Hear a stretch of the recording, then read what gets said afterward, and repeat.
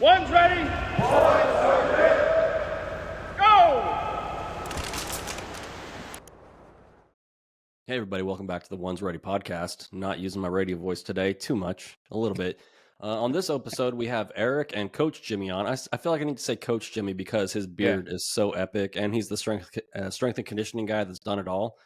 So he's Coach Jimmy, and then Erik is the not nutritionist but the dietitian. And they work with MASS. The what does MASS stand for? Aaron? Modern Athlete Strength Systems. I know. I tried to make a joke in the beginning, and I know what it stands for. But it is what it is. I kind of flubbed the intro. Huge surprise. But these guys are super awesome. They know what they're talking about. They're going to give a lot of great advice about, nutrition and working out. And they're the most humble, accomplished people that are in this space right now, right? Or they at least checked all the boxes for me. And we live in this space a little bit, and people always have these questions. These guys are the guys that have the answers, and with that, they have the programming and the website to back it up. Yep. So go over to modernathletestrength.com, use the code ONESREADY at checkout for whatever you want to do. And we talked about the full spectrum and full suite of what they provide. It's everything from, are you just a little bit out of shape? Do you want to get back into better shape? Or do you want to understand the real difference between working out and training to do something that's nearly impossible, which we talk about all the time here. So go over to Modern Athlete Strength. Make sure to check out Coach Jimmy and Erik over there. Make sure to check out all the guides that they have. They've got a ton of them for everything that you possibly need, because that's what we're here to do. We're here to help you to achieve your dreams, whatever those might be. First responder, fire, EMS, police, military, special operations, doesn't matter. If you just want to live to 100 like me, go over to modernathletestrength.com. Check out the awesome suite of products that they have over there. They're partners of the podcast, and they're just good dudes. We had Woody on beforehand. He's their COO. Erik and Jimmy are highly involved in all the programs, offer one-on-one coaching. So go to modernathletestrength.com, use the code ONESREADY at checkout, and get ready for this sweet podcast, because it was a good one. Hope you all enjoy it. Feet. I don't know why you bother with stuff. You're doing, practicing things before coming on here to make sure. We all know that you can talk nonstop for ever, Aaron. You never shut up. Hey, everybody, welcome back to the One's Ready podcast. Aaron and Trent here, along with Coach Jimmy and Erik. We're not going to call Erik a coach yet because he got born just a little bit ago, and we're going to hold that over his head for the entire episode. But they're here from Modern Athlete Strength. And is there another thing that goes along with that S, guys? Systems, bro. That Come on, sounds how so are you organized. I know. Dude, let me do what I want to do. Come on, Aaron. I just want to do the systems thing. And anyway, guys, welcome to the podcast. Let's start with you, Erik. For our listeners out there that are interested in all this other stuff, tell us a little bit about yourself, and then we'll move on to Coach Jimmy and his glorious beard. Yeah, for sure. So thanks for the intro. Thanks for having me on. Absolute pleasure to be here. So I'm from Wisconsin, and one thing I'll probably circle back to throughout this podcast is one thing about me that I've learned in my 34 years on Earth is that I typically go full send, unlike Woody, if you listen to that podcast, without doing too much research. So once I got my head into something, I'm just fuck yeah, let's go for it. Yeah. And that's kind of how I got to where I'm at today. So when I got out of high school, I wanted to join the Marine Corps. I got talked out of it by a different Marine, an infantry Marine that I'm good friends with. He was in the Battle of Fallujah, super badass dude. I'll leave his name out of it for anonymity. But he was like, you know what? I went in at 17. I did 5 years. He's like, it was awesome. I had a great experience, but I really wish I would have went to college first, at least tried it out for a couple years. That way I knew if that's what I wanted to do or if I still wanted to join the Marine Corps. He's like, you can still join the Marine Corps, 1, 2, 3 years. You could even graduate and still join the Marine Corps. You got time. And I took that advice to heart. So I did 2 years at university, and I stayed in state. So I went to the University of Wisconsin-Eau Claire. I declared myself a nursing major. I don't even know why at this point. I was 18. I really wasn't in college for education. To me, I was like, oh, let's have a good time. And I was young, out of the house. So I did my first anatomy class, and it was just a total bombshell. So I switched to business because I had a lot of friends in business and it seemed easier. So I was like, all right, let's do the business thing. But after a year in school, I still really wanted to join the Marine Corps. So that's what I did. I met with a recruiter, did the delay entry program so I could finish at least my second year of school, because he recommended getting some classes under my belt would help further my Marine Corps career. I could go in PFC, all that. And I'm glad I did. I just want to pause you there. It's a really good lesson for everybody listening out there. So he was talked out of it by a friend that had the experience, and then later in life, he just ignored all that good information and did what he wanted to anyway. So for everybody out there that's thinking about getting into the military, just go do it. Don't spend that.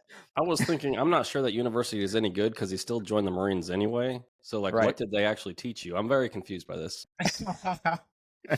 For sure. Well, like I said, full send, right? So like didn't really Right. do my research. You know, to me, joining was always something in the back of my mind, like similar to Woody. I always had an urge to serve my country, and I'm definitely somebody that like wanted to be more directly involved. So I wanted for sure to be in a combat MOS. My good friend that had talked me out of it initially, but you know, said always do it if you want to. He was an infantry dude. And I don't have anybody in my direct family that was in the military. So he was like my one major resource of like, all right, like if I want to go fight, like what should I do? He's like, dude, Marine Corps infantry. Like you go Marine Corps infantry, you're going to get shipped overseas. Like you'll get in the fight, like lickety split. So that's what I did. I like met with a Marine Corps recruiter. I didn't bother with any other branches at that time. I like walk in the door. He's like, oh, I can't promise you rainbows and butterflies. I was like, dude, I'm going to be your easiest recruit ever. Like, I want to join the Marine Corps. Like, no talking me out of it. Like, let's take the ASVAB. Like, let's get a contract. Let's go. So did pretty well in the ASVAB. He did not want me to go infantry because I scored pretty well. And I told him, if you don't give me an infantry contract, I'll walk next door to the Army and they'll give me an infantry contract like next day.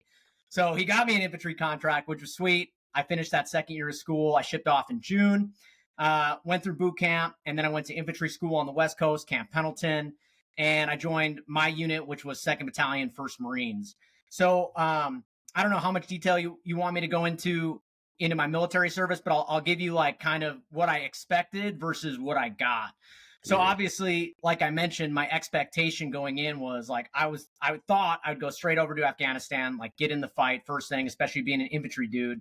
That definitely wasn't my experience. The first deployment I did was like a 3-month pump on ship over to Korea, or it was like 2 months. It was real short. We got back, and then we were slated to go back on ship for a 6-month pump, the 31st MEU, which was super weird because you're stationed in Okinawa in barracks, and then you go out on ship to different Pacific nations and do like partner organization train. Like we trained with the Filipino Special Forces, and I mean, it was cool. We were a boat raid unit, which is really unique. Like it's really true to the Marine Corps roots, which I guess looking back in hindsight is awesome because that's what the Marine Corps' foundation is amphibious assaults, especially for the infantry. So being able to do boat raids and be part of a boat company was awesome. You know, it wasn't what I expected, but it was still a great experience nonetheless. And then I had my hopes up. Like I thought my next deployment was for sure going to be, you know, very kinetic. I thought we'd be going overseas, but we got slated for the 11th MEU and I got stuck on a ship again. So it's like, there's a lot of disappointment in my Marine Corps career in that regard. You know, I'm older and wiser now. So like I had to struggle with that after getting out for quite some time because again, to me, it was like almost a big letdown. But now that I'm older and wiser, I'm like, hey, you know, like even though I didn't get what I thought I was going to get, I still got a great experience. And, you know, I didn't see any of my friends die. I came back in one piece. So like there's a lot of positives too. But I think there's always going to be that part of me. I'm sure you guys have heard it in the past. It's like warrior's guilt, right? Like I never got to get in the game. So yeah, that's kind of like an ongoing thing, but I'm definitely in a better place now. And towards the end of my Marine Corps career, it was like, do you want to stay in or do you want to go out and do something else? And looking back, there's definitely part of me that wishes I would have moved maybe over to the Army or even went Marine Corps Special Forces to get into a kinetic environment. But at that time, I'd already sacrificed 4 years. I was a little older going in. So I really kind of sat down with myself and was like, yo, what do you want to do? Like, do you want to make a career out of this? Like, do you really want to put in another 4, 8, like go get that action, go get some like you want? Or is it time to go to school, get a degree and like, you know, like do what you're going to do until you're 80, you know? So I had that hard talk with myself and I decided ultimately that I was going to get out and go to school. And then I had to say, what do I want to do? What do I want to do with my life? At that point, I was no longer 18 going to school with the mindset of partying. You know, it was like, all right, I got some discipline. I'm motivated. I've got the GI Bill behind me. What should we do? I actually started out civil engineering. I took 1 year. I did really well in school, all A's, but I just realized that it's not what I wanted to do as a career. I still have plenty of GI Bill left. And that's where I was like, all right, let's start to look at my hobbies. Now that engineering thing, again, that was me going full send. Like what pays the highest? Can I get it done? Yes. But then I got into it and I was like, whoa, that was not my expectation. So then I finally decided, all right, let's actually think things through and plan a little bit. What am I passionate about? And for sure it was fitness and nutrition. So then it was like, do I go the kinesiology route and go fitness, or do I go the nutrition route and do dietetics? And I ultimately decided on dietetics. So I finished my undergrad at Cal State University Long Beach, go dirtbags. And then I did my my internship. So all dietitians after graduating with their undergrad have to go through, it's basically a residency. It's close to a year long. And you get to, you got to get accepted into it. So it's a big move. We were out in California still in Huntington Beach area. And me and my wife are both from Wisconsin. So we're like, do I want to do my internship here? Because then we're going to plant roots, or do we move back home, do it there, make connections, and do all that? So I ultimately decided to go back to Wisconsin, where I did that internship and then also finished my master's degree. So that brings me to being a registered dietitian. I passed the national exam, got my master's degree behind me, and then I started out in the VA hospital, and I did 2 years of clinical, and I kind of bounced all over. I was a float dietitian for a while. I worked inpatient, I worked outpatient, I worked home care, and then I just finally left my part-time role there this past year to pursue my business full-time, and I ended up in the spinal cord unit. So I feel like I got a good taste of the clinical world, and it definitely plays a big role in my performance practice, because I really see, not just performance being the ultimate goal, but your whole health, right? Like, you want to perform your best, but you also don't want to sacrifice your health in getting to that peak performance, right? You want to be able to do this until you're 60, 70, 80. And seeing a lot of dudes in their 60s, 70s, and 80s, especially all vets, I saw firsthand what happens if you don't take care of yourself. So I really try to emphasize that through my practice of mastering the basics. And that is the base of the performance pyramid, right? Like meeting all your general health needs before you get to all that sexy stuff, nutrient timing, supplement use, so on and so forth. And I learned too that you never deal in absolutes, right? Every person's different. And I have to be like a detective and tease out all of these nuances per individual to really give them customized recommendations. There's no cookie cutter plans in my practice because every person's so different. So anytime you hear anybody talking about nutrition where it's like, this is the only way, just stop listening right there. There's always exceptions, always. So I feel attacked anytime anybody talks about nutrition on the podcast. I want you to settle down, Eric. Jeez, I can hear you. Stop it. You're judging me. I can feel it I through am the screen now. So I'm like, yeah, that wow. tracks. Thank you for your service, Trent. You piece of shit. Like, there's going to be shots fired all out long. Just wait. My service wasn't great. Just throwing it out there. Right, yeah. You don't need to thank me for much. All right. So you told me not to just glance over it. That was kind of a long-winded background, but does that answer all your background questions? I think so. I think you did about 10 minutes. I'm getting the feeling that Coach Jimmy is going to be competitive and try to outdo you and go intro longer than 10 minutes. That's the vibe I'm getting, Coach. No, I'm going to go the complete opposite route. I'm going to be a lot shorter.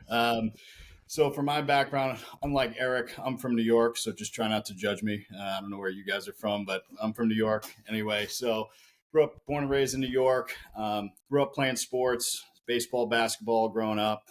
About probably my sophomore, junior year of high school, I fell in love with a barbell. One of the upperclassmen took me under his wing, showed me how to squat, bench, and deadlift, and I'm like, I'm all in. So then strength became more of a priority than even the sport. Then you're getting into your junior, senior year of high school. Where am I going to go with my career path? So I knew I didn't want to sit behind a desk for the rest of my life. So I was like, all right, I'm going to be a cop, a fireman, or a strength coach. I didn't really want to go to college, but my parents kind of pushed me to get my degree while I was trying to figure stuff out. So I was like, all right, I'm going to go for athletic training. So athletic training as an 18-year-old means training athletes is what you think. But athletic training is not what it is. Athletic trainers are the ones when somebody on NFL Sunday, somebody goes down on the field, they're taking the athlete off the field. So that was like, I went in as a freshman as an athletic training major. That was not the route I wanted to go. So then I switched to exercise science. That was right in my wheelhouse because that's learning about the body, learning about training, fell in love with that, all in.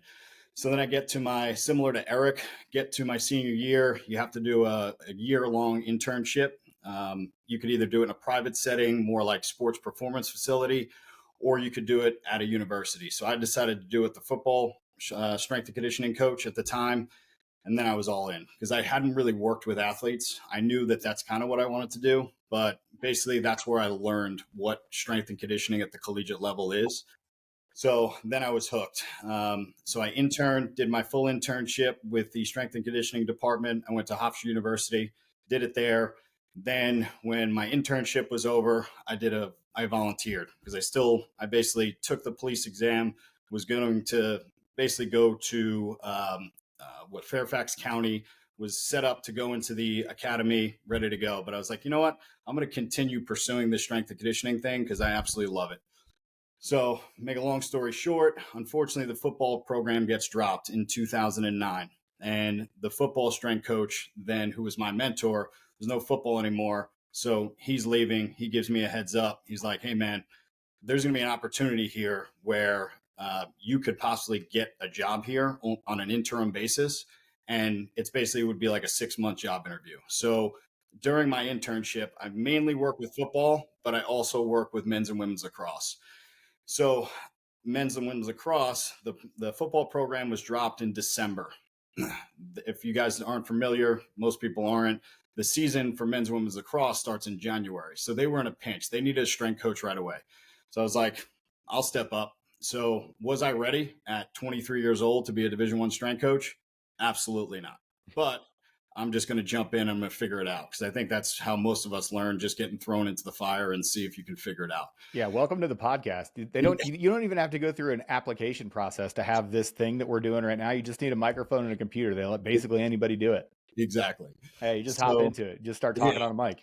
Exactly. So I get thrown into it. I was hired in 2009 as an interim assistant strength coach, which basically is exactly what it sounds like. 6-month job interview. So I guess I did a good enough job that I became a full-time assistant strength coach in May of 2010 now. Was an assistant, worked my way up to associate head strength coach I forget the years, but like, let's say 2014, I was the associate head strength coach. Then in 2017, became the head strength and conditioning coach at Hofstra University. And then in 2020, I became the associate athletic director for sports performance. So for those of you guys who don't understand strength and conditioning, especially at the collegiate level, normally it's a nomadic career. In order to work your way up the ladder, you have to bounce around from university to university.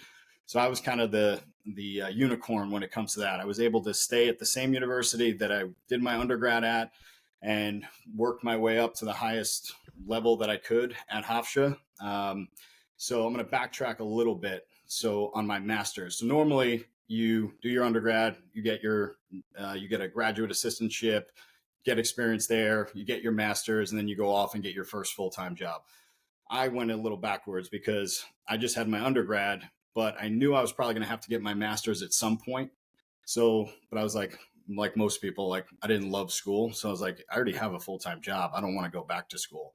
But when I went, I forget the years now, but at one point the head job opened up. I interviewed for the head job, and I'll never forget, the athletic director was like, hey man, you did a great job. I would love to give you the job, but the other guy you're going against, everything being equal, he has his master's and you don't. So as soon as he said that, I was like, all right, I'm going to go back to school. Now I have a baby on the way, whole bit, but I went all in, got my master's in less than a year, just knocked it out. And then when that job opened up again, I had my master's, got the head job, and then kind of the rest is history. And then I worked my way up. So that takes us to 2020 and COVID hits. And wait, what did? What? COVID-19. COVID? Not Yeah. What was that, like some sort of like little regional thing or? Exactly. Yeah. So I'm used to working 12, 14 hours, not seeing my family as much. Obviously, when you're young and up and coming, all that's cool. But now working from home because everybody's shut down, I'm like, wow, I get to take a step back and have breakfast with my family, get to hang out with my wife and kids. I'm like, all right, let me see and just put my feelers out. So I had an opportunity to get out of college strength and conditioning. Again, I could have stayed there for my whole career. Absolutely love it. But I decided to switch gears and get into the tactical space. And that's where I've been ever since. partnered with Modern Athlete as a strength and conditioning coach for them. I run one of the teams, Team Lunch Pail, for Modern Athlete Strength, and I'll go into the meaning of Team Lunch Pail as we go through this. But yeah, so that was kind of my path in strength and conditioning. Again, I'm not former military. I'm a civilian, but just found a passion for strength, and my platform is the barbell, and just trying to reach as many people as possible. And again, everybody, no matter what you do, I think it's important to try to have an impact on other people, and the barbell has given me the opportunity to do that, and also not sit at a desk every day. So I absolutely love it. So Yeah. Fantastic. So, I mean, that gives us the perfect bridge into kind of what we're talking to, or what we're talking about, and who we're talking to specifically. Is you mentioned getting into the tactical space. The tactical space is remarkably different than your average Joe off the street. You know, the people that Modern Athlete Strength focuses on, the people that we focus on here, there's only about 23% of the given population that qualifies for military service. People that want to try to do something impossible, become a pararescueman, become a combat, rescue officer, become a Green Beret, a Ranger, a Marine, MARSOC Raider. All these folks, they have to focus on a lot of different things. And I assume that your foray into that tactical space was eye-opening. What were some of the things that you noticed immediately were different in the space that you were working and the tactical space? Well, at the college level, with my education and then working with various sports, because one thing, just to get an understanding for everybody, I worked with pretty much every sport out there. I worked with men's and women's lacrosse, basketball, football, wrestling, volleyball, and I've worked with all other sports at some point in my career in the college setting. So that sets you up to work with really anybody, because I didn't wrestle in high school or college. So how do I know how to write a program for a wrestler? It would be the same way for a firefighter, military, it doesn't matter. So basically what you have to do is put together a needs analysis. Doesn't matter who, like I said, who you're working with, you have to put together a needs analysis. For a sport, you basically have a needs analysis. All right, what are some areas that get injured? And that applies to the military, police, fire. What does it take to be successful? Is it a strength based sport? Is it a power based sport? What are the conditioning demands for your sport?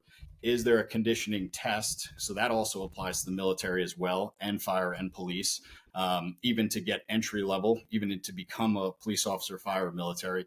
So it's basically putting this comprehensive kind of plan together to figure out what it's going to be, what is it going to take to be successful at whatever you're doing. So it makes it easy for me because I had the background, and then I can just customize it based on who I'm working with. So that's easy for me. Again, especially not coming from police, fire, and military, I just use what I learned at the college level and just apply it to this day.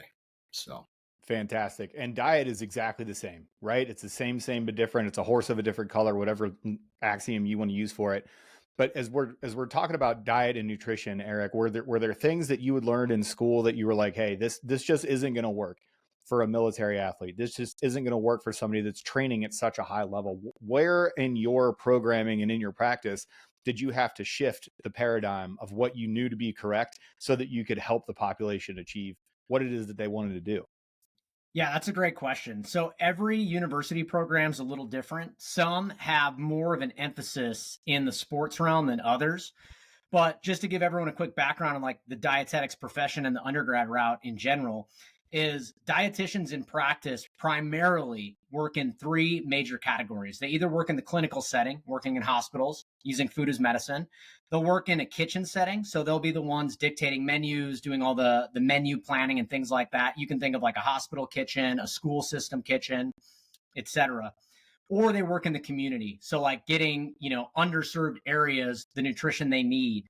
So things like programs like WIC or SNAP.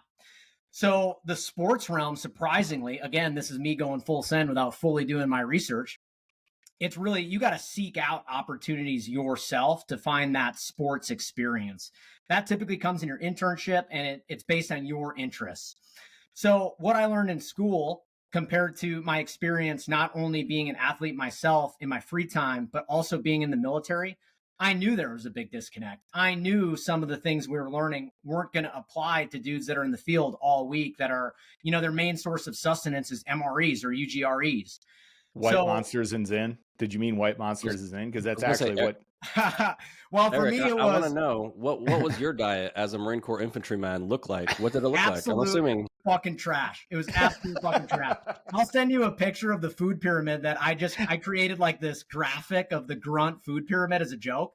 Yeah. So like the foundation of my food pyramid was Marlboro Reds, Copenhagen Wintergreen. I was a Zion's energy drink guy. I had caffeine Nice. pills in fucking one of my pouches at all times so I could stay Nice. awake. Just So my straight up Vyvanse, just vitamin all C day. and vitamin just- N. Oh, I mean, you got to stay hyped up, right? Cami paint on, fake it till you make it, always There you go. motivated. Yeah. So yeah, my breakfast of choice was a Marlboro Red, and if we were in a class setting, it was a Cope Wintergreen. You know, always. That was my main source of fuel, and then at night it was definitely alcohol heavy. You got to get all your main food groups in, so a lot of bourbons, white liquors, of course, just to break up the color diversity. Beer was a staple. Are you a white chick on a diet? Is that why you were drinking clear liquors? Dude, I'm a dietitian deep down. So I always, I got to watch my girly figure, of course. And he was testing. He was early testing of how they all affect. Test. Yeah, you got to figure out, what's the best for performance? Is it gin? Is it vodka? Yeah, like if I'm going to stay up till 3 drinking, how am I still going to ruck 20 miles in the morning? It was like self-experimentation. And then eventually I'd sneak in maybe some fruit, maybe some vegetables, maybe some lean proteins. But yeah, diet was absolute trash. So I get the mentality and I get the culture, especially for the combat MOSs, because I was that. I lived that. So it's a huge part whenever I'm working with a tactical athlete to bridge that gap of being like, dude, I get it. But also like, here's what I wish I would have done. Because of course you have to pick your battles. Like, is it best to not use tobacco, never drink alcohol, get 8 hours of sleep? Of course, in a perfect world, right? But everything's on a spectrum. So where can you, still do some of those less than healthy things, but still then do a ton of things that are really health promoting and performance promoting so that, again, you can maintain a constant state of readiness with your physical capabilities. In addition to that, you have to be very strategic about that individual's circumstances wherever they're operating. Are you going to be in a cold climate? Are you going to be in a warm climate? Are you just, in the field on base training? What things can you bring with you to supplement that diet of MREs, right? Like what kind of snacks can you go to the PX and buy that will also be beneficial for your performance and your health? So that's where it comes down to that individual, right? So there is no cookie cutter. I can't say everyone should do this because it's only going to apply to a small percentage of the tactical athlete population as a whole, if that makes sense. Yeah, it does. It does. But I'm also curious, like how often when you move into that space with the military folks, and you coming from there, you have a better understanding and can like build that investment with them a little bit easier. But like based on my experience with dietitians, especially early on when these things were starting to enter the military, I mean, how many times did you just get the bird from a lot of these folks? So it's like anything, right? Now I do have a little rapport off the bat being a Marine. So like instantly there's already a little trust there. They're like, all right, like I'm not going to trust everything you say, but I'll give you a little ground that you can cover. Right. So that's you good. can't read. I can't read. We're both terrible decision makers. Okay. A little bit cool. of autism. Yeah. I eat crayons. You eat crayons. We're on the same page. Eat the rainbow. Of course. Of course. But it's all about providing some sort of recommendation that then gets put into action that shows immediate feedback that's positive. So if I can give even one suggestion that they go out and try and they're like, oh, fuck yeah, like that's what's up. Then it's like, all right, now I'm all in. Like I will now listen to what you have to say, and I'll drink the rest of the Kool-Aid, for lack of a better term. That's a pretty good term. And Coach Jimmy, yeah. I did want to ask that too. Like you're coming from college, where you have scholarship athletes and some of them non-whatever, but they're college folks that are athletes. You move over to the tactical side. Was there a difference in mindset, or did you have to change like your salesmanship techniques a little bit to get through to these, really smart military guys? So the big thing, people are still people. So my goal is always to build trust and rapport first, because I could have as many letters next to my name, certifications, and all those things. But if the person who I'm working with doesn't think that have their best interest in mind, it doesn't matter who you are, whether you're tactical or you're an athlete, they're not going to buy in. So it's building that trust and rapport and showing, what is it? Who is it? Teddy Roosevelt. People don't care how much you know until they know how much you care. And I'm a firm believer in that. Like, so showing that you care about somebody, doesn't matter our differences, they will then respect you and then give you a chance to work with them, regardless if it's athlete or not. So that's how I always tried to get buy-in 100% from my athletes and now who I'm working with. So, well, and if I can touch on something, Jimmy, too, that I've noticed, and I'm a big believer in this, you know, if I follow you on social media or I see Mass post about you, you are practicing what you preach. You're in the gym, you're getting after it, you're putting your own advice to work daily. And I try to do the same thing with diet and nutrition. I'm out there running, getting after it as much as possible. And I try to show that to my clients that I'm not just some dude giving you random advice. Like, I use the exact same advice in my own day to day, so that not only can I perform when it matters, be it, you know, a long distance run, a strength session, but so I still have energy throughout the day, so I can interact with my family, so I can do good at my job, right? Because performance is one piece of the puzzle, but the rest of your life's also important. And that is where you putting into practice what you preach, it's priceless. And that's really another piece where people get buy-in. They're like, all right, like, at least this, you know, he's not some fat dietitian that's not working out ever. It's like, you can't be the dude that doesn't practice what they preach. Because there are a lot of that in the strength and conditioning world, in the nutrition world, in the healthcare world. Like, you see it everywhere. And like, to me, I would never take advice from somebody that I personally don't respect on that level. That's just who I am. 100%. Because in our world, like, our body and our appearance is our business card. I Without a wouldn't go to an accountant who couldn't balance a checkbook. So a strength coach that doesn't get under a barbell and strain and train every day is useless. So I always tried to preach that to my interns. I'm not saying you have to be a world-class powerlifter, but practice what you preach. There's a lot of ways to make a living out there. And if strength and conditioning is the route you choose, go all in and practice what you preach. Because if you don't, get out. There's a lot of ways to make money that you don't have to work out. So the day I can't work out is the day I hang it up. So, see, and that's why I could never do what you guys do. You know what I mean? I'm not about that life. But in that vein, coming from, I did have one more for college. There's no like up season or down season necessarily in the military. And if you guys are working with some of these folks and they're kind of all over the place and they get deployed anytime and they have to be ready all the time, does that change the way that you approach, you know, your programming, and what are the differences there between, you know, seasons versus like, you just got to be ready all the time? Yeah, that's a great question. Erik, I'll start with this one, and then I'd like to hear your thoughts as well. The biggest thing for you guys is almost treating it like you're always in season. So in season, you can still get stronger in season, but if somebody's going out to practice and if I have a lift in the morning, Answer it. James, welcome to the podcast. Exactly. Long-time listener, first-time caller. How can I help you? So if I have a lift in the morning and I know my athletes have practice in the afternoon and I crush them just because I want to push in the pile and get the most out of them at lift, but then they can't perform at practice or in games, then I'm doing them a disservice. Same thing for military, fire, police. Like, you have to always understand that you're always in season. So I feel like not letting the training sway too far in one direction or another. Like, there's definitely going to be times of the year where you can work more hypertrophy, which is muscle growth, or work more strength based on your training calendar. But just understanding that, because going back to that needs analysis, you look at like a full annual calendar, so a full year, and you lay everything out. Hey, I got this training event, this PT event, whatever. And then that's how you kind of work backwards from that. So if I know I have a 12-mile ruck march in 6 weeks, I'm going to work backwards from that and try to peak you for that event or whatever the event may be. But the big thing for you guys is just understanding that your job and being able to perform your job is number one.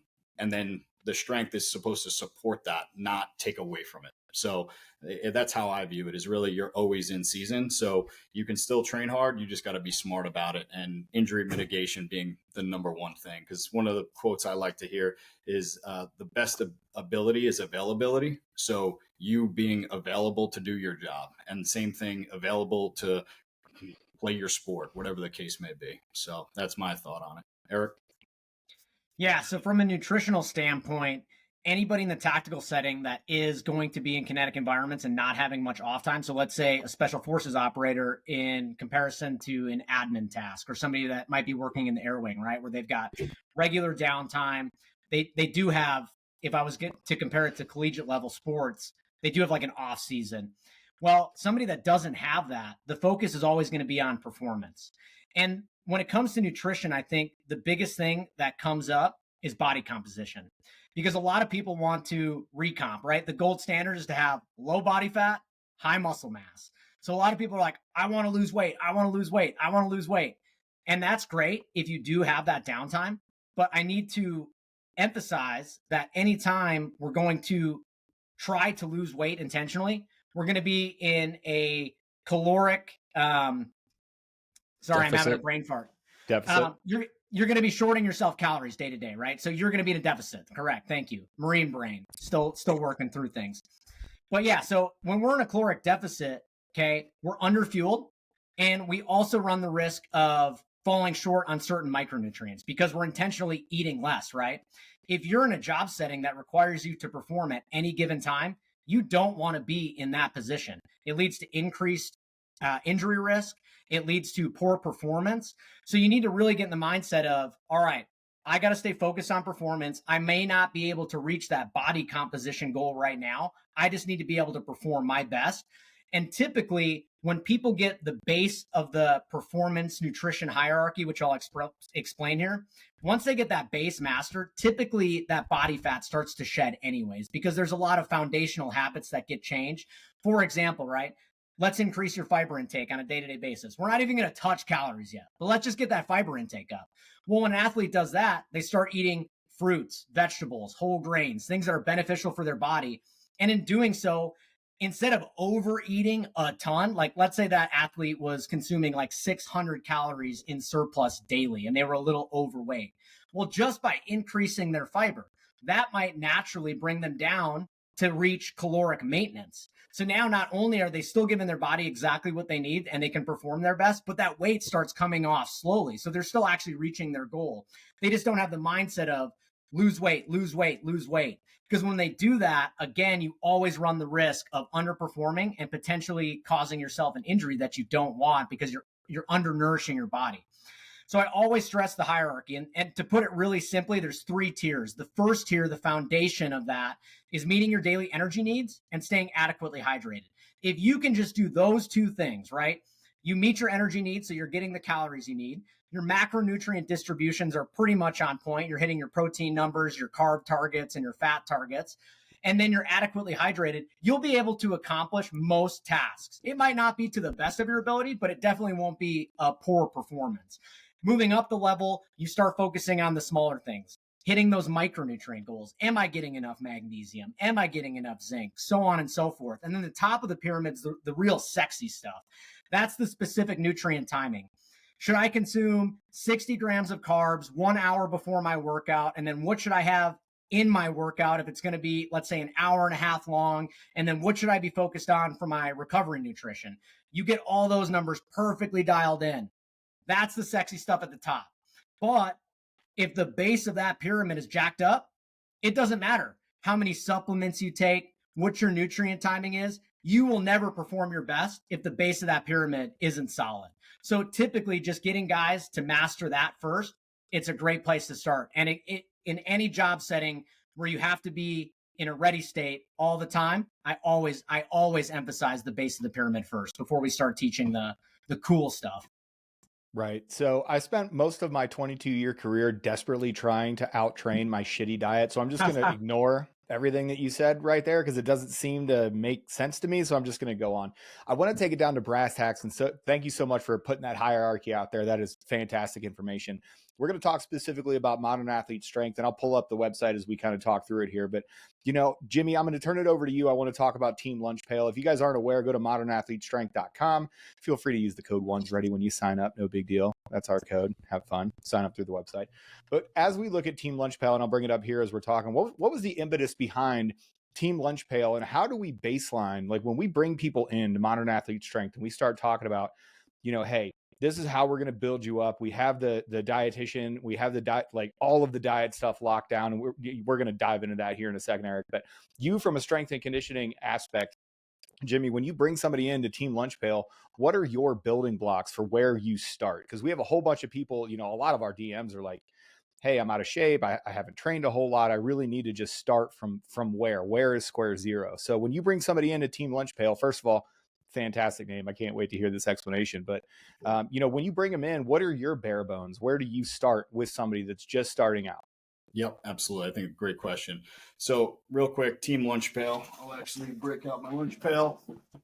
So Team Lunch Pail was inspired by an old school, like just blue collar mentality. So heck yeah, I took that from Hofstra. I bought lunch pails for my staff, and it had nothing to do with carrying their lunch to work every day. It was just more the mentality of just that blue collar work.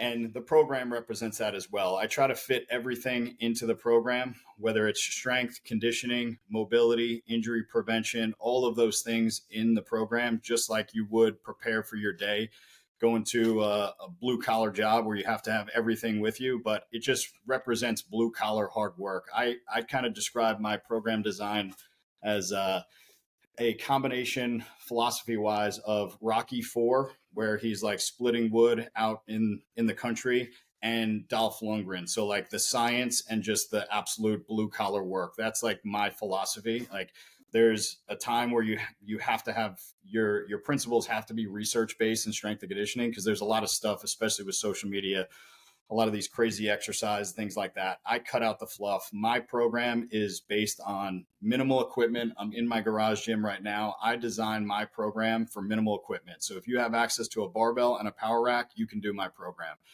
I originally created it also to reach former athletes, give people structure who just needed structure, because that's half the battle with people, right? Is like, even myself, and I've been doing this for over 20 years. Like if I just walked into the gym with no plan, I'd be clueless, and I do it for a living. So you're talking about most people who don't have a background in it. My goal was just to provide a resource where people would have a structure. They don't have to think about it. They go on the app, they just plug and play, they record their weights, and it's great. So my foundational movements always revolve around the big three: squat, bench, and deadlift. Okay. And then derivatives of that. So if you're coming onto the team for the first time, the nice part is there's a group chat there. So if you've never squatted before, just because you've never back squatted, we could do a body weight squat. We could do a goblet squat where you're holding a dumbbell or a kettlebell. So there's regressions to everything, but big foundational movements. The other piece is multiplanar. So multiplanar just means multi-directional. So with most people's jobs, whether it's tactical or athletic based, like you're never just moving in a straight line. You may have to sprint and run in another direction. You may have to twist and pick something up off the ground. So that's part of my belief system as well.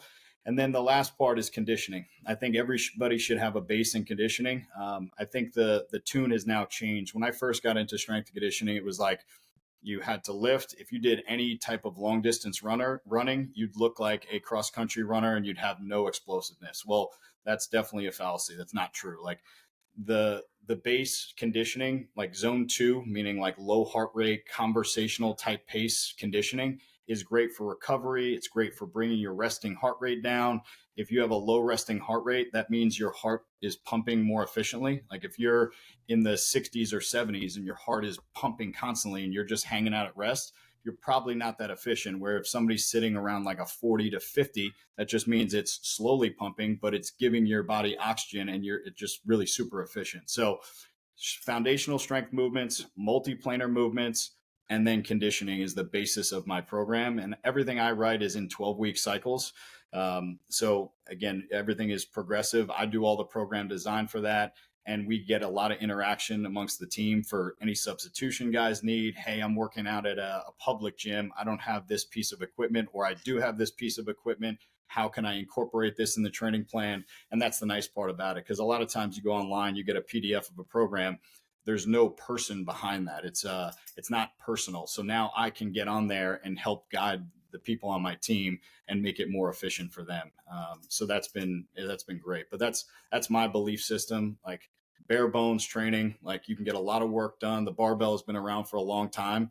And again, there's a lot of fluff out there on the internet. I like big foundational movements and derivatives of that. So, and that's part of the mentality of the team as well. Just hardworking, blue collar work. And just because it's a blue collar theme, you could still be an accountant or a stockbroker and still do the program. It's just the mentality that comes into doing the program.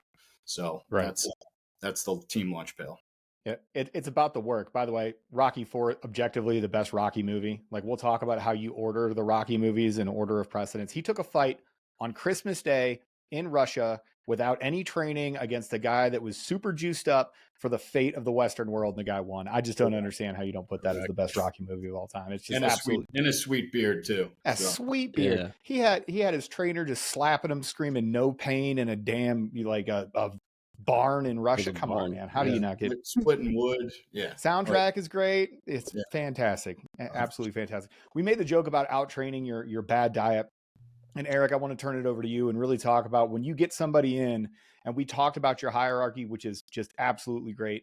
What are some of those easy building blocks? If somebody's like, listen, I have no idea what it is that I'm supposed to do. And I'll pull up the Modern Athlete site and we can go through the nutrition guides that you have, because it's awesome. There's guides for literally, hey, just be a better person. I make the joke about, I want to live forever. I've got a 9-month-old downstairs, and I want to be able to be at 75 when that young man is 30. Man, I want to be tooling around with him and doing activities with him. So, I've really taken to heart, like, hey, nutrition is your molecular base for your entire life, and your fitness follows naturally from that. But when you bring somebody in that's had a lifetime of bad diet behind them and a lifetime of bad nutritional choices behind them, how is it that you start them out just, day one, here's what we're going to do to get you going on the right track? For sure.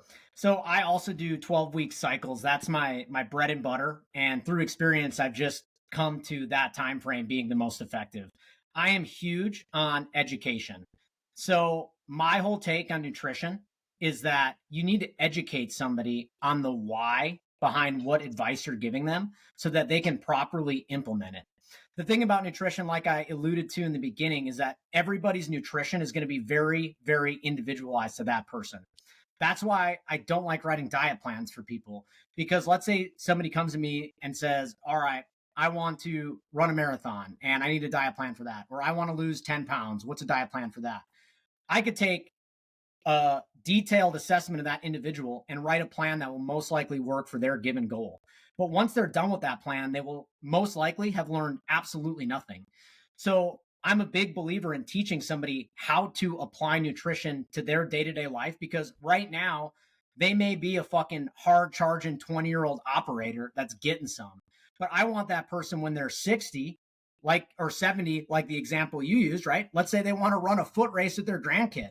I want them to apply that same nutritional education to their life then, just like they did it in their 20s, and know what things to change. So the 12-week program I lay out for every client is very methodical, and each person applies it to their own individual circumstances very uniquely. So we start out week 1, really rudimentary. We talk about human metabolism. What is the metabolism? How do I calculate my body's needs? How are those calculations even derived? Like, where does that come from?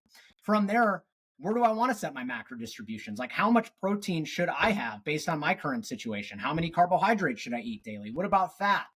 From there, we go into an in-depth explanation of the macronutrients. So I teach in depth, what are carbohydrates? What food sources are they found in? What about proteins? What proteins are better than other proteins? When should I eat protein? So on and so forth. And then the same goes for fat and alcohol. From there, we get a little bit more detail oriented. We start talking about those micronutrients, right? Your vitamins, minerals, phytonutrients coming from plants, what roles they play. How can I determine if I'm even meeting my goal, right?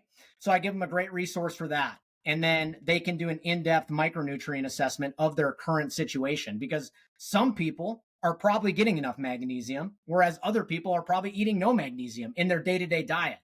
And that's where I teach them then, all right, is that a place where we want to strategically supplement something like magnesium, to just stick with the same example? After micronutrients, we jump right into nutrient timing. So that's where we talk about the sexy stuff a little bit, right? Because after all that education, you want to give somebody a little pep in their step, right? You want to put it into practice and start noticing some big change. We talk about pre-workout nutrition, intra-workout nutrition, post-workout nutrition.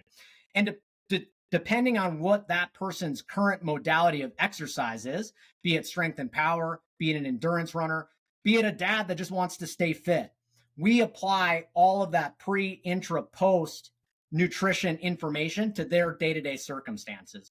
After that, we cover hydration in depth. Then we talk about supplements in depth, especially these days. That's an area I spend quite a bit of time because, as anybody knows that's on social media, supplements are pushed heavily. And what most people don't realize is that the supplement industry is totally unregulated. New supplements are hitting the shelves every single day. It's monitored loosely by the FDA. And there's all these combination supplements.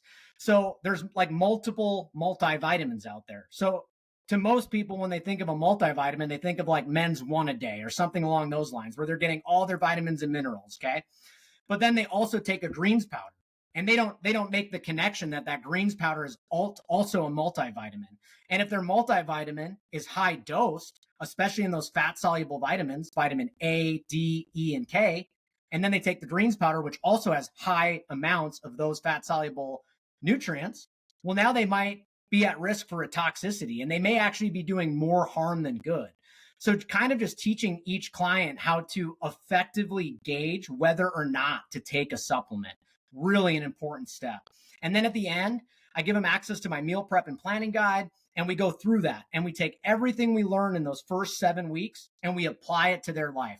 Let's look at your schedule. Let's do some forecasting. What are we going to do for meal planning Monday through Sunday? Are you a traveling businessman? Are you a tactical athlete? Are you somebody that's resistance training? Are you somebody that's training for an ultra marathon? All right, let's look at your training schedule. Let's look at your job schedule, and let's plan your meals ahead of time. Because the most common failure point for most people when it comes to nutrition is simply planning, right? The first one is knowledge. And we already took care of that deficiency. We solved the knowledge gap in the first 7 weeks. So now where most people fail is properly planning. How do I implement, right? Because it's really easy to be lazy and be like, oh, well, I just didn't have time. Well, guess what? It's no surprise that we're all fucking busy, right? Like you have to take time. You have to take time, cook and prep your food. Now, some people are more fortunate than others. Some people have a spouse at home that can cook the food for them. Some people might even have a personal chef that comes in and prepares food. Other people have to do it all on their own. So we have to take that person, meet them where they're at, and help them apply the information. Yes, go ahead, Trent. Eric, I have a question though, but like how hard is it to just prepare for the carnivore diet? Because I'm pretty sure that's all you need to be successful in anything. Oh man, I can do a whole podcast on the carnivore diet. I was going to say this is bait. Like, oh man, it was the only thing that Trent, I could see the little wheels turning in his head. The only thing that he was debating was if he was going to say carnivore or keto, and I was just like, which one's it going to be? Yeah, I mean, I'm happy that at least today, as it stands, most people are aware that and the keto diet are both not good dietary choices, especially in the performance space. Do those diets potentially have some role for some certain medical condition? Absolutely. For example, keto diet created for epileptic patients to help with seizure reduction. Excellent diet for that. Carnivore diet, I've yet to see a medical condition it might really help out, but there might be one out there. Again, I don't deal in absolutes. I've read enough scientific literature to know that there's always a possibility. And as a scientist and the space of nutrition in general, we're always seeking for new information. We're always trying to test the theories and hypotheses that we currently have and see if they hold water. Test them again and again and again and again. We're never going to be the ones to say like, no, absolutely 100% not. But what we do know is there are some generalized principles that apply to most people that are pretty solid in terms of their relevance and application. So after the tying it all together piece, I run my clients through 4 weeks of implementation. So the analogy I always use is this whole time we're flying a plane, I'm the co-pilot, they're the pilot. In the last 4 weeks, I finally give them full control of the aircraft. I'm still there right next to them because they're going to trip and fall, right? They think they've got it because they don't know what they don't know. But then they go in and they're like, oh man, everything was going good until fucking Thursday. I had this meeting pop up and I didn't plan for that. I'm like, oh, all right.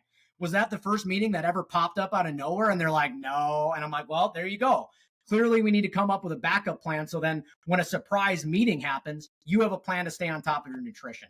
So it's things like that where they are now in full control, but I'm still there to help them work through the kinks so that by the end of the 12 weeks, it's a smooth transition. And I feel confident that they've got the information they need to apply that to any circumstance they may be in moving forward. Because right now they may be into powerlifting and they just want to be a beast, put on as much muscle as possible. But then 10 years down the road, they read a David Goggins book and they're like, I want to run 100 miles. And it's like, whoa, all right, that's fucking sweet. But like, who's your going to nutrition's carry the got boats, changed. baby? Who's going to carry the boats? Yeah, exactly. You know, dude's motivating, you know, if nothing else, he's motivating. Yeah, dude's hard. Yeah. Nothing else. So that's how I run my course. That's how the nutrition guides were created as well. Now, those had to be tailored for different modalities of sport. That's why we have a strength and power guide. We have an endurance guide, because although the foundations remain the same across all sports settings and all general health practices, it's when you start working your way up the pyramid that things start to branch off and change, really specific to that sport. So if you don't want to go through coaching, but you just want to get some rudimentary nutrition knowledge, get the guide that applies to you, whether you're more into endurance, more into strength and power, or just the general guide if you're just trying to maintain a general level of fitness. And then if you are really struggling with meal prep and preparation, the meal prep guide is a great option that really helps illuminate how to properly plan and forecast and, you know, create meals that work for you. Because again, everyone's in a different circumstance starting out. Yeah. No, that all makes sense. And you actually answered my question like in a rational way that I wasn't hoping for. Like Jimmy, I tried to bait him into calling people stupid for making silly mistakes or common mistakes. Could you please cover some of like your bugaboos and mistakes that people make and why they're so dumb for making those mistakes?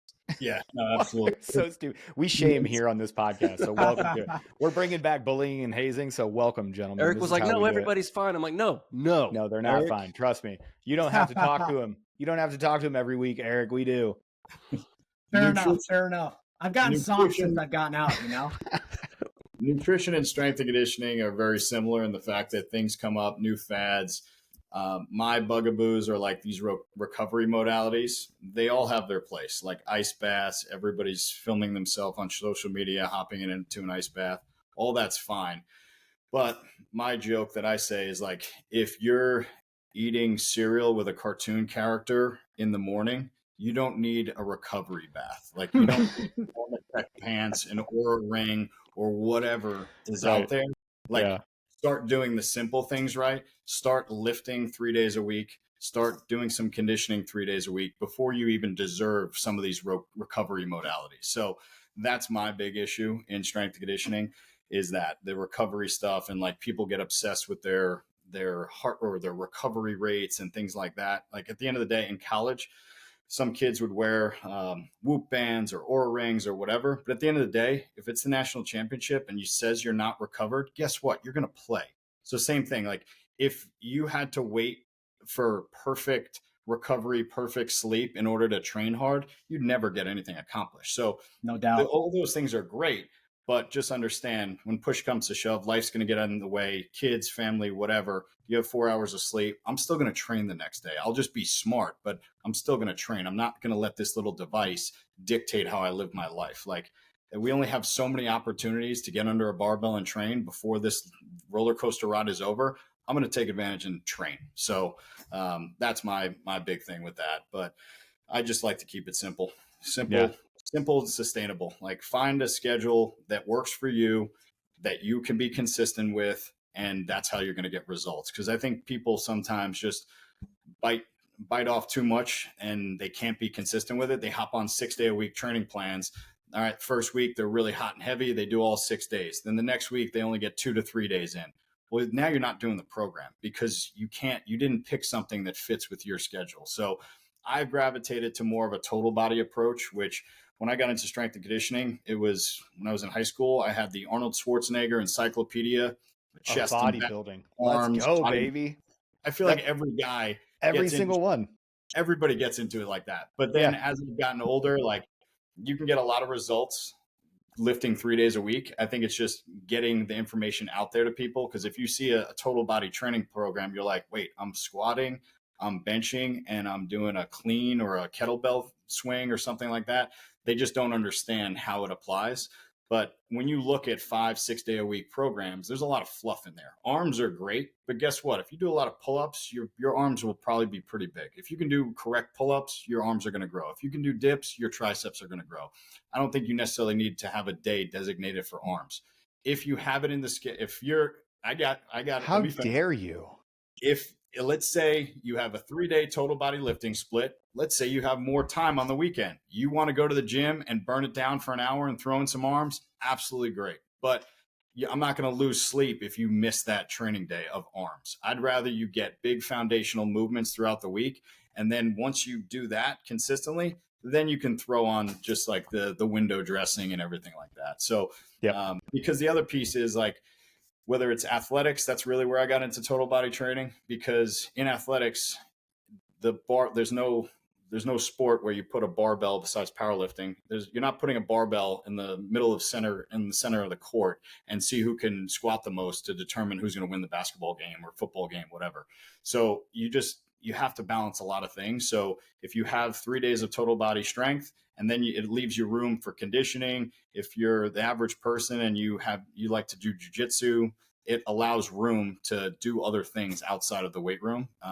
And that's my personal belief system in that. So that's we're going to kind of stay in the same realm here. We get a ton of questions from folks, and they're constantly asking about sort of those adjunct lifts that you were mentioning there. Like, hey, how much should I be cleaning before I go into Air Force Special Warfare assessment selection? How much should I be, should I be snatching before I go in to, Army, the SFAS or into the Q course or whatever else? Typically for us, when they ask us these questions, Trent and I not famously, because we're not famous people, but, sort of notably a couple of weeks ago, somebody asked the question, how much should I be, what percentage of my body weight should I be cleaning and jerking before I go in? And I'm like, bro, you need to be doing running, swimming, pull-ups, push-ups, and sit-ups, because that's what we're testing you for to get into the pipeline and then get in. Like after assessment selection and further in your pipeline, of course, your fitness prescription is going to change. When you add in those other exercises, how important are they to the program, if they're important at all? So let's just talk about Olympic lifts in general. Olympic lifts done well and executed properly are great, but there's precursors to even do a clean or to do a snatch. So the precursors for a hang clean are, you have to be able to do an RDL correctly. You have to be able to do a front squat correctly. You have to be able to deadlift correctly. And then the snatch is even more complicated because you have to lift a bar overhead. And whether you're in the military or you're an athlete, shoulders are tight. Just what we're doing right now. We're sitting down in front of a computer. Our shoulders are rounded over. Normally we're on our phone. Our shoulders are rounded forward. Not very conducive to catching a bar overhead. So if you're competent in those movements, they're great. But it's not going to be the end all be all, because like I've referred to before, I keep it simple. Like there's other ways to get explosive that are not a hang clean or a snatch. Like you can jump onto a box, super safe. Everybody can do it. My 6-year-old son does it. My 8-year-old daughter does it. You can throw a medicine ball and be explosive doing that. I like taking simple movements and just performing them violently. And you can get the same power production without the risk of injury, because whether it's athletics or military or police, fire, you can get injured in a lot of ways just doing your job. Why risk that in the weight room? Again, all great movements when done properly, but most people don't have the time, uninterrupted time, to become really efficient in doing those things.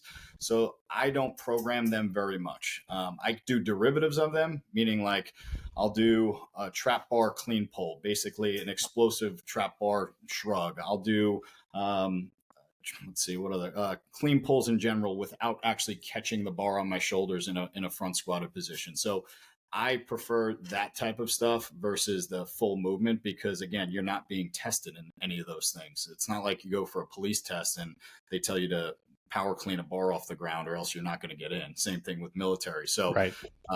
It's all great movements, but understand there's precursors. Do the simple things right, because there's a lot of people that don't know how to front squat, don't know how to back squat properly.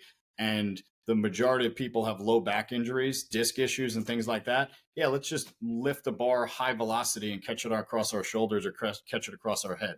That's probably not going to be a good move longevity-wise for you. So, the foundational movements, it always comes back to that. And then if you need to train power for whatever your profession is, keep it simple. You could I'm a big fan of Louis Simmons, famous powerlifting coach. Westside Barbell, baby. Barbell, baby. Hell yeah. Dynamic effort method is taking the squat, bench, and deadlift, using submaximal weights, moving them as fast as possible. Because you can make anything explosive. Hell, I could tell you to do a bicep curl really violently, and that would be explosive as long as the load on the bar is light and you're moving it fast. So same thing with squat, bench, and deadlift. Like, have less weight on the bar and move it with intent and move it to be violent. And you can get the same output you would on a clean or a snatch. So that's my belief system. Again, it's like Erik talked about, there's no absolutes in nutrition. There's no absolutes in strength and conditioning either way. That's my philosophy on it. There's other people out there that think differently, but have you seen Reddit? It seems like there's a lot of absolutes. It seems like I don't mean to interrupt you, yeah, but there's a lot of experts out there that would disagree with you, Coach. Oh, 100%. So I've seen it for 13 years in college and over 20 years in strength and conditioning in general. You can still get explosive without doing an Olympic lift. So again, if you're out there and you know how to Olympic lift, send it. It's great, especially for like combat sports, because when you lift a bar and catch it on your shoulders in a clean or catch it overhead, you're absorbing that force. So in football, we would do it because, again, you're running at another human being and you have to absorb force from somebody else. But you can do that jumping onto a box or do a weighted jump or something like that. There's a lot of ways to get explosive. So got it. Yeah. So that's my stance on it. Kudos to you. You understand this in a way that I'm never, ever going to understand, the expression of fitness. So kudos to you for being able to explain that. The only thing I took from that is, hey, random internet commenter, I was right. You don't need to be cleaning in your face. You need to be trained in power. I told you so. That's not gonna go over well in the comment section, but it is what it is, So here's what we're gonna do. Like, as we talk about all of these things, we're going to give somebody a roadmap, right? So Erik, I'm going to start with you. Let's say that we've got, our niche is 18 to 35 year olds that want to try to do something impossible. You don't have to put it into the Air Force stuff. I know how you Marines resist the Air Force stuff. So let's say you're taking somebody off the street, you get a blank canvas, and you're literally going to get them to one of the hardest selections in the DoD, whether it's the Army, the Navy, the Air Force, the Marines, Fire, Police Academy, it doesn't matter. You're going to take them from ground up. What would you recommend? Like, which specific nutrition guide for them would you recommend? If I had to pick one, I'd probably say the general nutrition guide. So I will take this in light of just anybody coming to me and wanting just rudimentary nutrition advice, because there is a system that's very simple that works for almost everything as a starting place, right? If I have 1 minute to give somebody an elevator pitch on how to perform good, be healthy, et cetera, it's PCC, or protein, carbs, color. Okay. And that is a basic way of balancing out every single meal and snack you eat throughout the day. You're going to need those carbohydrates for fuel. It is the body's preferred fuel source. Okay. And that's just based on human physiology. There's no arguing that. The efficiency at which the human body metabolizes carbohydrates and converts them to usable energy in times of oxygen deprivation, meaning we're working above 50, 60% VO2 max, okay? You need those carbs. Most people these days that are on social media, especially in that younger age bracket, 18, 19, 20, they're eating nothing but meat because the carnivore diet's badass and they see fucking dudes with 6-pack abs, right? Oh, yeah. But that person isn't finishing a selection course. They're not finishing an endurance race, right? They might look good, but what's their performance like? Okay. So carbs are super crucial to fuel performance. And if you are going to be exercising heavily, you need to up the carbohydrates. I can say that confidently because most people I work with completely underconsume carbohydrates at the expense of their performance. Next is protein. Making sure you understand your protein target daily and hitting it so that your body has the building blocks it needs to not only function, but repair itself. You are only as good as you recover. If your recovery is trash, your performance is going to also be trash. And it gets worse and worse as that snowballs throughout the training block that week, right? So if you go on Monday at 100%, you, let's say, only meet 70% of your recovery goals. Well, guess what? Tuesday you're going to be at 70%. If you do that again, the next day you might be at 50%, so on and so forth. And that's where not only are you not going to get the most out of your training, which is tragic because most people only have an hour or two a day to train, right? That's a small percentage of your waking hours. You want to be able to maximize that time. You want to be able to give that time your all. So if you're not recovering properly, you're not going to be able to give that small sliver of time your all and perform your best. In addition to that, you run the risk of getting injured. So carbohydrates for fuel, protein for not only general bodily functions, but also repairing muscle tissue and recovering. And then the last one is color, making sure you are eating colorful fruits and vegetables. Okay.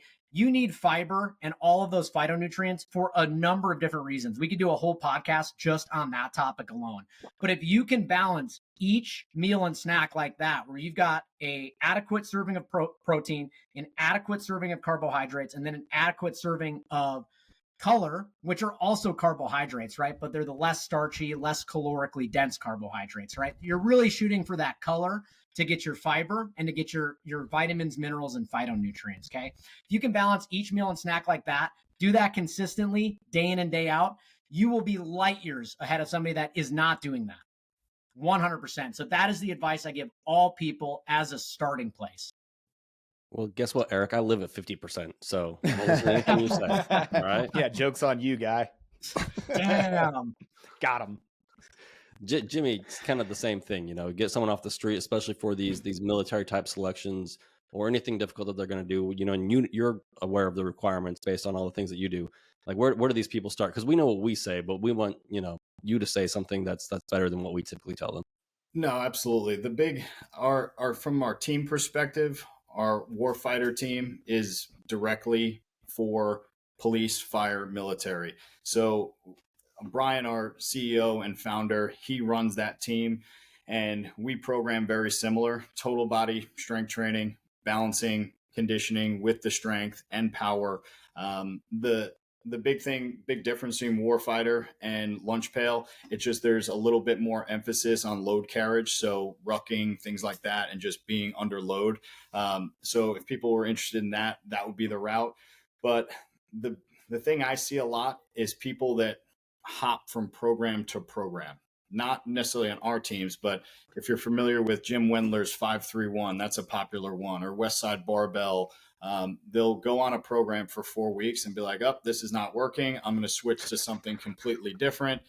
You're not following a program if you're doing something for 4 weeks.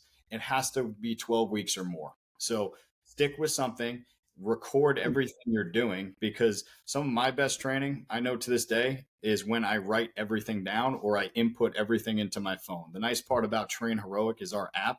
It records everything for you. So you do your set, you hit your weights, because nobody remembers what they did a month or two ago, but you're trying to move the dirt every single week. And if you're not tracking that every single week, you're not going to get results. So tracking your weights, tracking your running, your mileage, your run times, all those things are super important, and stick with the program as is. There's a reason. The big difference between training and working out is things you want to do. Training is things you need to do.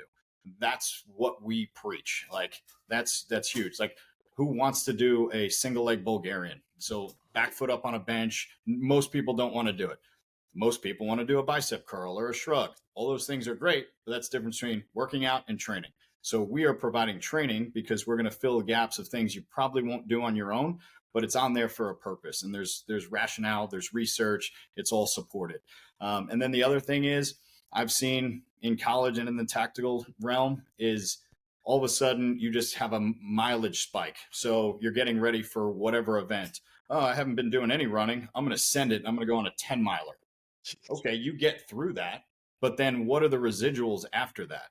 Oh, I got Achilles tendonitis. I got plantar fasciitis. Like, so there's a 10% rule. So 10% volume increases for 3 weeks in a row, and then you do a deload. So for instance, if you're doing 100 minutes total of cardio throughout the week, you're going to add 10 minutes the next week. And then the following. So you're doing 110 minutes of cardio. Then you're going to do 120. Then you're going to deload, meaning just a reduction in overall volume. Maybe you go back down to 100 minutes. And then you just keep moving up that staircase and keep moving the dirt. That's how you get results. That's how you stay healthy, most importantly, because again, the best ability is availability. So if you're constantly just getting these high increases in, even in the weight room too, you don't want to max out every single week, which everybody in high school used to do. I'm going to test my bench press every week. That's not how you get results. You have to complete repetitions. You have to complete runs and slowly move the needle over time. So sticking with a program, recording what you're doing, and just not having those increases in volume too excessive week to week is a way to stay healthy and stay on task. Absolutely. I wish I'd actually learned some of this stuff before I was in my 40s. Would have been real helpful. Would have been super cool. Yeah. Or right. at least applied it, because I was so arrogant and all that other stuff. Right. The good news is it's not too late. Yeah. Well, Eric, it's too late for come in Trent. with your positivity. Don't hit me It's with definitely too late for Trent. It's not too late for me. I'm planning on living forever. So yeah, my role in this podcast is to be the contrarian to everything you say. But Jimmy, you did touch on it a little bit, and I want to end with this. We'll start with you. The thing that makes Mass unique, right? Like, what are all the advantages? Like, obviously, you guys are here from Mass. They're one of the sponsors of the podcast now. Like, we have a code. I want to talk about a little bit, like, what makes it so unique and so beneficial, and so, one of the great things that people could do before they join for one of these selection courses. Like, what is it about all this that is really awesome from your viewpoint? Just the experience that all of us bring to the table, and we take the guessing out for everybody. Like I referred to before, like you don't have to think about training. You don't have to look up anything. You just show up, you get the app, and you perform it. Like all of us have certifications, because that's another thing. If you're looking into coaches, like you should look into what certifications and what their education is. So I'm certified by the National Strength and Conditioning Coaches Association. That's kind of like the gold standard in strength and conditioning. The CSCS, Certified Strength and Conditioning Specialist, you should be looking for that at minimum. I'm also certified by the Collegiate Strength and Conditioning Coaches Association. So just having that education background and the experience and blending that into it is huge. So that these are vetted programs, and we're not just throwing shit at the wall and seeing if it sticks. Like all of this has a rhyme and reason, and it's been tried. Like every program out there that I've put out there, I've done myself, and I've tried it before. I'm not going to have somebody do something that I've never done before. That's just not how I operate. So yeah, the experience, and again, on the platform where there's communication. So it's not just, hey, you have this program, I'll never see you again, good luck. It's if something's not trending right for you, you could throw a video of yourself and get a technique check on there. Like, so where else could you get that? So that's the other nice part about the community. And it's just, we put leaderboards up there. So Aaron and Trent, Aaron's squad is 400 this week, and Trent, how nice of you. I thought you were going to lowball me. You were like, Aaron's squad is he does body weight, but he does perfect form for 10. Yeah, I was gonna say Trent's at 135. You can compete with other people. You can compete with other people on the team, and it's a cool little community on there too. That's what's been super rewarding for me. Is even though it's an online platform, I like the interpersonal relationships. That's what keeps me in this. And on there's some great dialogue and great people on there. So that's the other unique part of it as well. So, Erik, nice. From your optic, kind of same question, man. What makes Mass so special for you? Yeah. So everything that Jimmy said, 100% true. I think having the experience behind the programming is super crucial. Just to illuminate from a nutrition standpoint, what that looks like for me compared to, let's say, quote unquote nutritionist. The difference between a registered dietitian and a nutritionist is a registered dietitian, bare minimum right now as it stands in 2024, went through 4 years undergrad, did a internship with tons of supervised practice hours, and now master's degree, lowest level of education, just entry level. So of course, like any profession, you're going to have good and bad dietitians, but at the very least, you know what you're getting. With a nutritionist, there's no legal ramification for anybody off the street calling themselves a nutritionist. So there are nutritionists that are probably great, right? That have as much knowledge in the nutrition space as I do. But there's also a nutritionist that doesn't know shit, that's claiming to be a nutritionist based on their personal testimony. Like, oh, I did a juice cleanse for a week and it worked. So now I feel like I have the authority to preach to the entire world. So yeah. you just don't know. You just don't know. So like Jimmy said, I just want to further that point. That experience is really, really important. Now, I'll never be the person that claims to know it all. And I'm very straightforward with any one of my clients. If they ask me a nutrition related question that I'm not fully confident in, I will tell them that I don't know, but at least I have the experience to go to a evidence-based source and get a good quality answer for that person. So it's honesty, it's integrity, kind of back to what I mentioned previously. All of our coaches practice what we preach. You can see it. We put it out on socials. We're out there living it. And that's a lot different than somebody that does not practice what they preach. But my final point is that with Mass, there's something for everybody. if you feel well versed in nutrition and fitness, well, you might just want to pick up a nutrition guide as a refresher and hit one of the teams. If you are starting out square one and you don't know anything and you really want to learn, we'll do one-to-one coaching with you. You can work one-to-one with an awesome strength and conditioning coach. You can work one-to-one with me and we will teach you.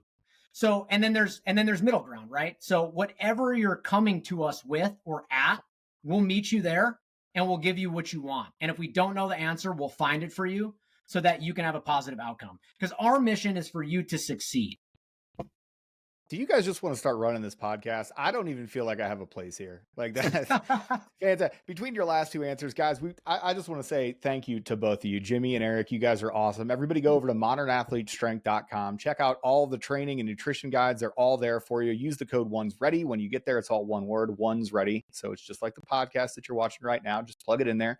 You'll get a sweet discount. I cannot wait to like get my crap together and join one of these teams. I finally am back to my normal working out, but not necessarily training. Jimmy, I love how you put the difference between those two there. I'd never heard that before. That's fantastic, man. But from us, like, we value that transparency. We have a Whoop team where we compete with each other. We love the community aspect of it, and to be a part of your team, or at least be somebody that's supporting the Modern Athlete Strength movement and the website and everything that you guys are doing, I just want to say thanks. Jimmy, thanks for your service. Everything that you're doing, you are helping America in a way that you don't even know. And granted, you didn't have to spend 4 years in the Marine Corps for you to get my sincere thank you. And, Erik, thanks for your service as well. Everybody out there, follow us, like, share this podcast, get it out in front of everybody. Go over to modernathletestrength.com. Use the code ONESREADY for a sweet discount. More importantly, get yourself healthier from a holistic standpoint. These gentlemen are there for you one-on-one. If you want it, check out all the training programs. Trent, unless you got anything, I feel good about that one. No, I appreciate you guys coming on. It was really good. And thanks for putting up with my, me. This was Thanks awesome, for having us, gentlemen. I really That's awesome. appreciate it. Erik, Trent. Thanks both. Yeah, and I'm going to put it out there right now. Trent and I were texting. I was like, hey, we got to get you guys on individually. I want to dive into these different modalities and give you both the space to go off. So that invite is out there. We'd love to have you back on and get you out there in front of the people. So thanks a lot. Hell yeah. Time and place, awesome. man. I'll be there. Heck yeah. Awesome. Thanks, everybody. We'll see you next time. Train hard. Thanks, Later. guys.